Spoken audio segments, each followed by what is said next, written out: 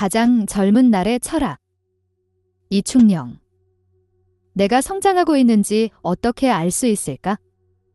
한때 노력을 강조하는 분위기가 퍼진 적이 있습니다. 그런데 이 단어는 자칫 사람들에게 좋은 대학, 대기업, 고액 연봉을 누리지 못하는 건 노력이 부족해서라는 논리를 심어줄 수 있습니다. 특히 노력을 지지하는 사람들은 남들이 우러러보는 조건을 갖춰야만 좋은 삶이라고 생각합니다. 그런데 그들은 자신이 믿는 기준이 신뢰할 만한 것인지, 진정 자신이 원하는 것인지 비판적으로 성찰했을까요? 그것이 과연 개개인의 삶을 일괄적으로 재단할 만큼 훌륭한 기준일까요? 물론 이런 생각이 들 수도 있습니다.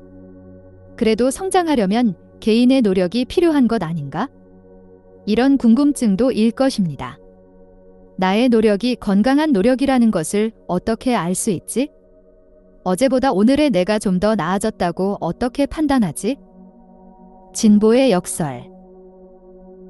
가장 중요한 마지막 질문에 답하기 전에 먼저 진보에 대해 이야기하겠습니다.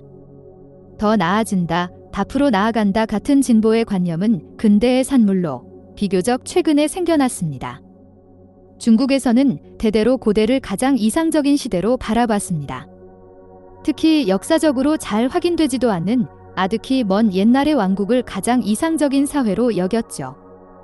중국인들은 요임금과 순임금이 다스렸다는 태평성대 이후로 인류 문명이 질서를 잃고 퇴락하는 중이라고 생각했습니다. 이런 관점에서는 진보란 없습니다. 오히려 뒤로 돌아가는 게 더 좋은 거니까요. 인도의 힌두 문화권이나 불교 문화권에서는 시간이 순환한다고 생각합니다.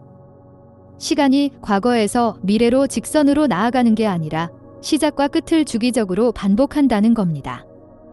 이런 관점에서 세계는 창조와 파괴가 반복되는 과정일 뿐입니다. 진보적 관념은 근대 서양에서 퍼지기 시작했습니다.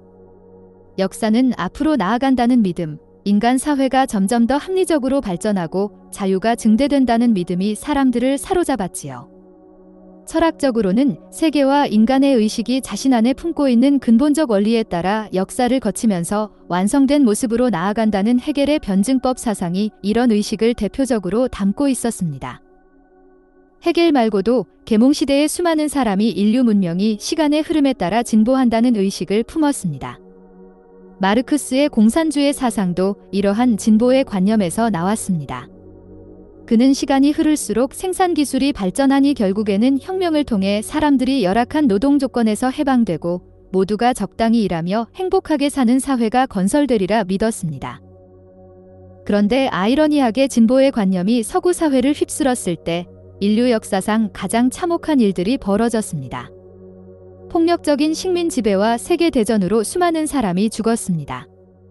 잔인한 생화학 무기가 발명됐고 핵무기가 투하됐습니다. 한국도 이 진보의 물결 속에서 아픔을 겪었습니다. 식민 지배의 폭력과 문화 말살 모두 더 나은 사회로 나아간다는 명목하에 진행됐으니까요. 진보의 역설이 펼쳐진 것입니다. 사람들은 진보를 평가하는 특정한 기준을 세워놓고 이에 맞춰 모든 걸 평가하고 기준에 안 맞는 건 모두 제거하기에 이르렀습니다. 이러한 전체주의적 사고방식의 극단을 보여준 것이 바로 파시즘이죠. 더 훌륭한 사회를 위해 특정 민족을 뿌리 뽑아야 한다는 생각이 대량 학살로 이어졌습니다. 자기 비판의 중요성. 진보관념이 인류 역사에 커다란 파멸을 불러온 핵심적인 이유는 당시 사회의 자기의식이 부족해서였습니다. 사회가 뭘 하고 있는지, 어디로 나아가는지, 이 사회가 추구하는 방향이 맞는지 살펴보려는 의식이 약했던 것이죠. 그저 괴물처럼 자기 확신에 가득 차 앞으로 나아가기만 했습니다. 누군가는 멈춰서서 비판적인 질문을 던지고 사회를 돌아보자고 촉구했어야 했는데 그 당시엔 비판의 목소리보다 무비판적 진보의 열망이 훨씬 강력했습니다. 그렇게 자기 비판 없는 자기 확신이 사회를 휩쓸었지요. 개인의 삶도 마찬가지입니다. 우리는 흔히 삶의 나아짐의 방향이 있다고 생각합니다. 연봉을 높이는 것, 시험 점수를 올리는 것, 몸을 가꾸는 것 등이 그렇죠.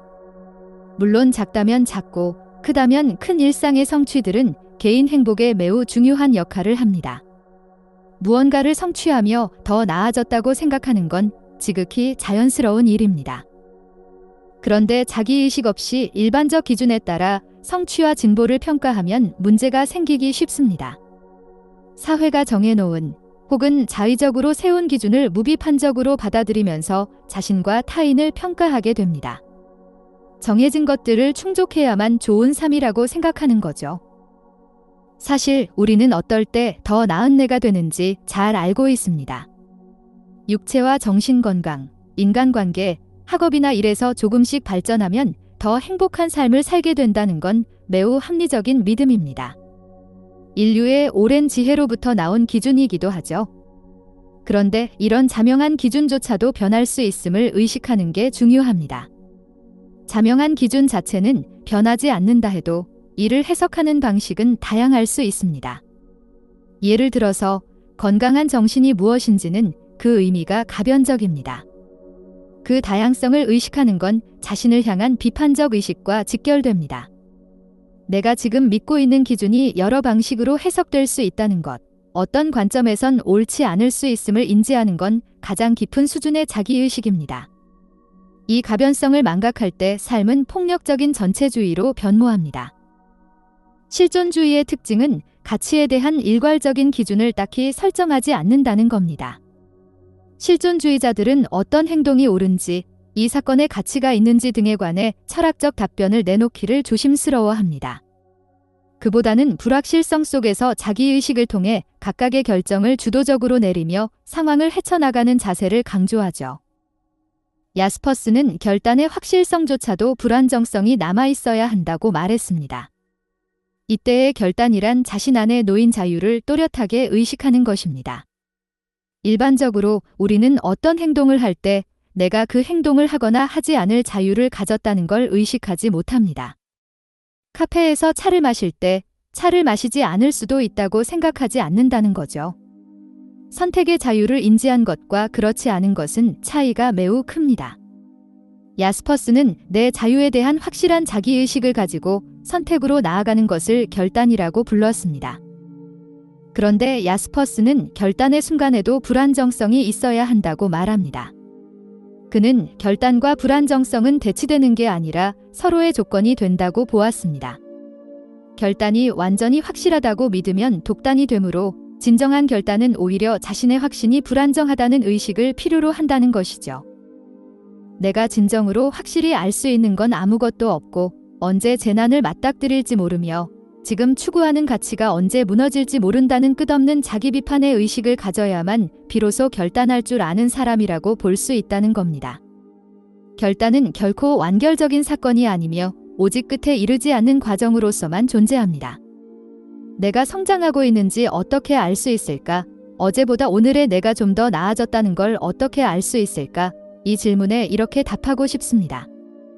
우리는 결코 어제보다 오늘의 내가 좀 더 나아졌는지 알 수 없습니다. 나아짐에는 언제나 기준이 필요하지만 지금의 기준이 나중에도 유효할지는 알 수 없습니다. 인생은 순간이 아닌 전체적 과정으로 이루어집니다. 우리가 20살 때 내린 진보의 판단이 30살 때는 틀린 것으로 드러날 수 있습니다. 그런데 지금 사회는 할 수 없음 상태에서 조바심을 느끼도록 흘러가고 있습니다. 현재 한국 사회는 고도성장 단계를 지나 저성장 시대로 접어들었습니다. 계층의 사다리는 무너졌습니다. 인공지능 등 신기술이 빠르게 발전하고 있으며 많은 직업이 사라지고 있습니다. 이런 상황에서 우리는 어제보다 오늘의 내가 나아졌는지 계속 확인해야 한다는 압박감을 느낍니다. 자신이 언제 도태될지 모른다는 조바심을 갖게 되는 거죠. 하지만 불확실한 상황에서는 정해진 기준을 향해 맹목적으로 나아가는 사람보다 무지와 불안정성을 받아들이는 사람이 더 유리합니다. 순위 변할 수 있다는 사실을 의식하고 자신을 다양한 관점에서 되돌아볼 수 있어서 사회의 변화에도 잘 적응하기 때문입니다. 사회가 빠르게 변할수록 일상에서의 자기의식과 성찰은 더 중요해집니다. 자기의식이 있는 사람은 변화하는 조건에서 매번 기준을 조정하며 상황을 유연하게 헤쳐나갈 수 있습니다. 마지막으로 불안정성이라고 언급한 야스퍼스의 단어는 사실 두둥실 떠다님이라는 뜻의 독일어 단어 슈베베라는 걸 짚어두고자 합니다. 우리가 어제보다 오늘의 내가 더 나아졌는지 알고 싶어 하는 이유는 확실한 삶이 우리에게 안정성과 위안을 주기 때문입니다. 하지만 자기의식 없는 암은 환상으로 변질됩니다. 자신에 대한 비판적 성찰이 없으면 암은 안다는 착각으로 변합니다.